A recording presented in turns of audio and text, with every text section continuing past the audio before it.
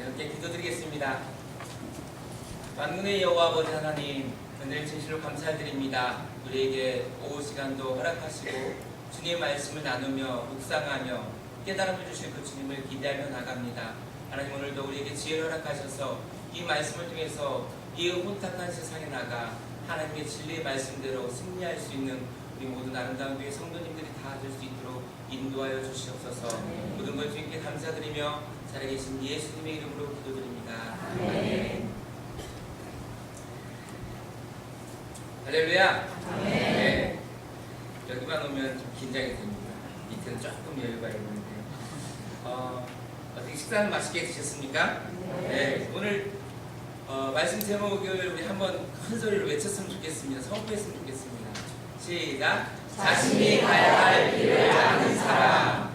네, 자신이 가야 할 길을 모든 알아가는, 깨닫는 우리 성도님 다 되길 소망합니다. 네, 이렇게 주일 오후 예배에 참석하신 우리 모든 성도님들 한 분 한 분을 사랑하고 축복합니다. 사실 이렇게 주일 오전 예배 또한 이렇게 주일 오후 예배까지 참석해서 함께 예배를 드릴 수 있다는 거 결국 쉽지 않죠. 그렇죠? 네, 정말 쉽지 않습니다. 오늘 예배 드려 나오기 힘들었던 분도 아마도 계실 것이고요. 또한 심히 갈등하면서 이 오후 예배에 참석하신 분도 계실 거라고 생각이 듭니다. 그러나 분명한 것은 오늘 예배 드리러 이 자리에 나오셨다는 것입니다. 네, 여러분들은 오늘도 승리하셨습니다. 자, 우리 옆과 뒤를 돌아보면서요, 승리하심을 축하드리면서 이렇게 축복했으면 좋겠습니다. 정말 대단하십니다. 네, 정말 대단하십니다. 네, 이렇게 오후까지 많은 수많은 문제들이 있고 많은 일들이 스케줄이 있으시겠지만은 오후 예배까지 참석하셔서 주님과 함께 말씀을 나누고 또 예배를 드릴 수 있다는 것은 정말 대단하신 것입니다. 자, 우리 삶은 이렇게 순간순간 모든 것이 선택의 기로에 서 있습니다. 네, 선택을 바르게 하여서 그 선택에 따라서 열매를 맺는 그 열매를 우리는 그 열매를 취하는 것이죠. 그래서 우리가 세상에서 어떻게 살아가야 하느냐, 우리의 어떤 욕망이나 어떤 정욕이나 어떤 욕심으로 만들어지는 정말 세상에서 가치관, 가지고 아름답고 내가 사랑하는 것들만을 쫓아서 살아가느냐, 아니면 주님의 말씀과 주님의 뜻과 주님의 인도하심에 따라서 이렇게 예배하는 삶을 어떻게 살아가느냐, 이것이 정말 중요한 사실입니다. 인류 역사상 가장 비참하게 몰락한 인종이 한 인종이 있습니다. 그 인종이 어떤 인종일까요? 그 인종을 꼽자면 아메리카의 그 광활하고 그 아름다운 땅을 다 빼앗긴 퇴락한 인디언들입니다. 그들이 잘못된 이유는 바로 지도자들의 잘못된 판단이었죠. 먼저는 영국과 프랑스가 미국의 땅을 정복하기 위해서 전쟁을 벌였는데 이 인디언들은 바로 프랑스 편을 들었습니다.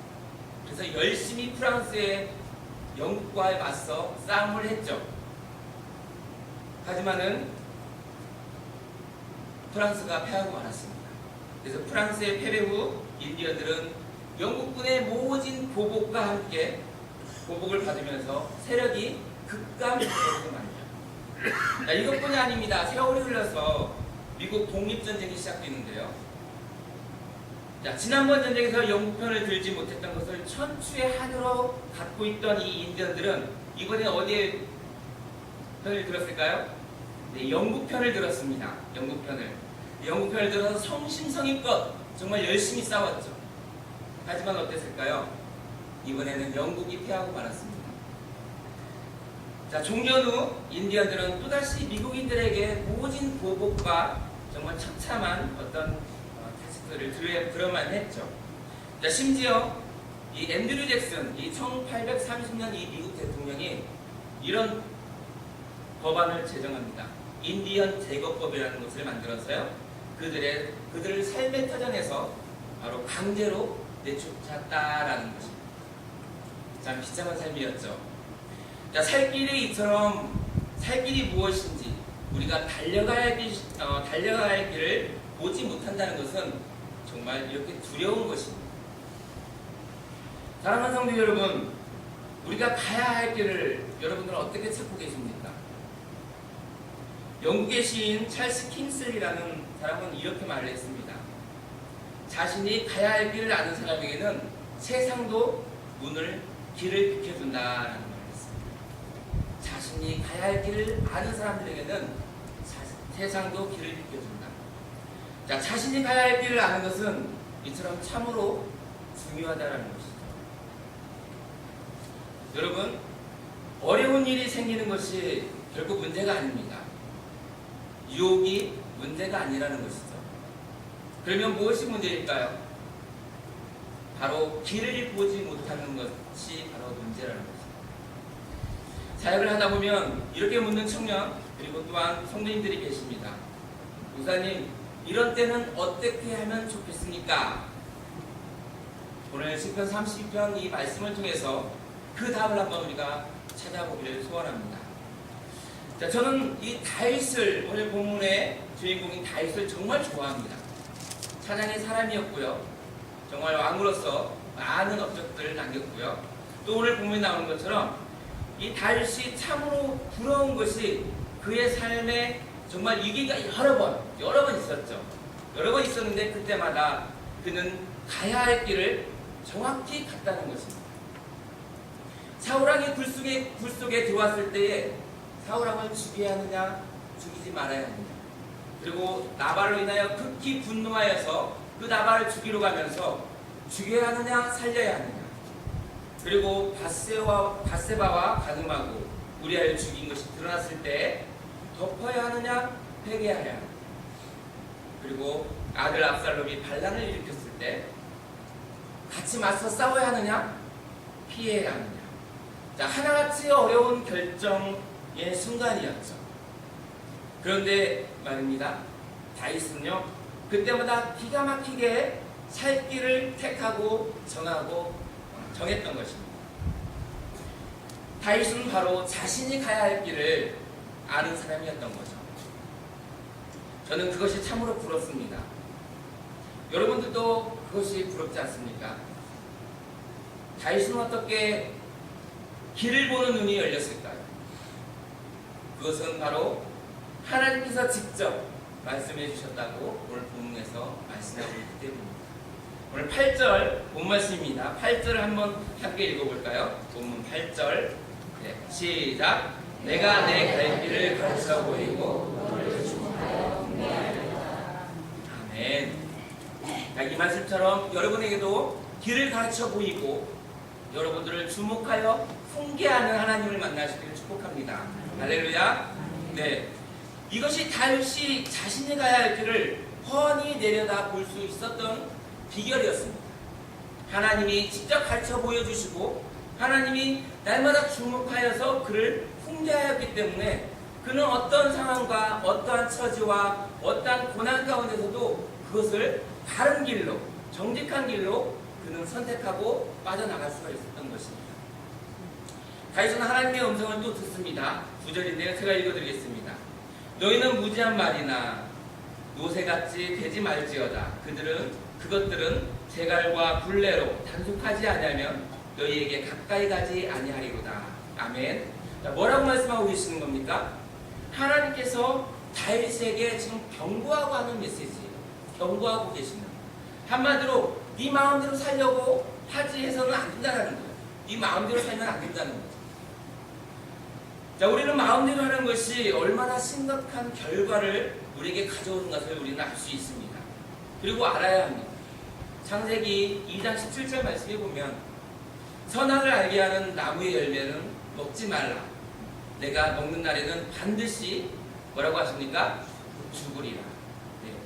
로마서 8장 13절에도 이런 말씀이 있습니다. 너희가 육신대로 살면 반드시 죽을 것이로되. 반드시 죽을 거라는 것입니다. 말씀대로 살아가지 않는 것.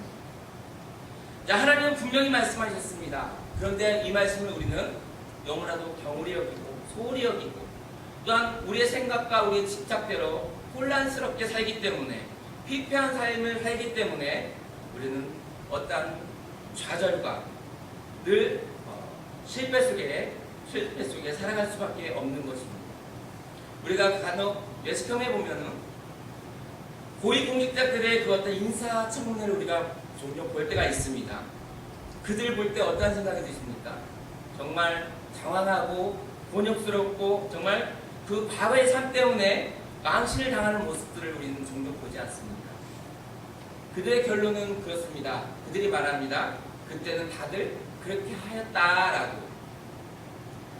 자, 가야 할 길을 보지 못하고 무작정 다른 사람들 따라 사는 사람은 어떤 지도자가 될 자격이 없는 사람이라는 것입니다. 다윗은 하나님이 자신의 목자이신 것을 이 오늘 본문에서 선포하고 나옵니다. 시편 23편 1절에 보면은 여호와는 나의 목자시니 내게 부족함이 없으리로다 이렇게 고백을 하죠. 자, 이 말은 다윗은 성공이나 평안을 위해서 살아가지 않았다는 거예요. 대부분의 사람들이 길을 잃고 헤매는 이유는 뭘까요? 바로 성공과 평안을 자기 판단 기준으로 삼기 때문입니다. 주님은 우리를 위해서 때로는 평탄한 길을 인도해 주십니다. 그렇죠? 그러나 하나님께서는 오늘 본문을 보면 다윗을 평안한 길로 인도하시는 것이 아니라 뭐예요? 다른 길로 인도하시려고 하신 하나님을 우리는 볼 수 있다는 것입니다. 그리고 때로는 사망의 음침한 길로 인도하실 때도 있지만 그래도 다윗은 그 마음이 흔들리거나 두려움이 절대 없었다는 것이죠. 어찌 그랬을까요? 바로 하나님이 항상 그 다윗과 함께 하셨기 때문입니다. 할렐루야. 다윗의 중심이 이러했기 때문에 다윗은 길이 그 자기의 앞길이 훤히 보였던 것이죠. 자, 여러분, 제가 한번 묻겠습니다. 좀 심오한 질문인데, 자, 성공과 예수님, 자, 둘 중에 하나를 우리가 만약 포기해야 한다면 여러분 과연 무엇을 포기하실 수 있겠습니까? 대답하기가 쉽지는 않죠. 성공도 해야겠고 예수님도 따라가야겠고. 성공을 포기할 수 있는 마음을 가진 사람이야 말로 자기가 가야 할 길을 알 수 있는 사람이 될 수 있다는 것입니다. 다윗은 죄로 인하여 하나님과의 관계가 끊어졌을 때 두려움을 고백하고 있습니다.